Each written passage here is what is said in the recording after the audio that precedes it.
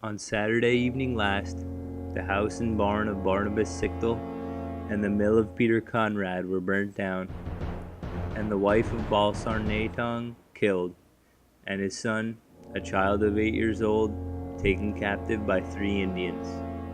And the next morning Sichtel's servant informed Captain Jacob Morgan of the mischief done at his master's plantation, whereupon he, with 7 of his men, immediately went in search of the enemy, but did not meet with any. And on his return he overtook one David Howell on his way to Fort Lebanon, who informed him that 3 Indians had fired 5 times at him, and the last time shot him through the arm. The Pennsylvania Gazette, March 6, 1756.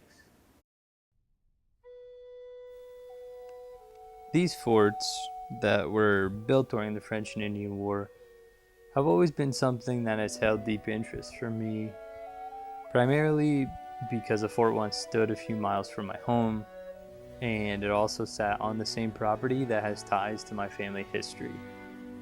Also, as the tale goes, a distant relative was kidnapped by Indians during this time period and eventually released a few months later because of the efforts of negotiator Conrad Weiser.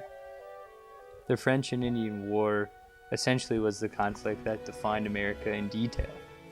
What it would be, how it would be governed later on, and set boundaries of geography, and determine the future of the Native Americans.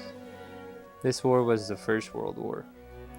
It reached the vast Ohio country, stretched along the Canadian border from the Great Lakes to the Atlantic Ocean, and meandered down the Mississippi River to New Orleans. The forts, I believe, are just moments in time, snapshots of what was needed in order to make the residents of these colonies feel safe and stowed away from the visions of war.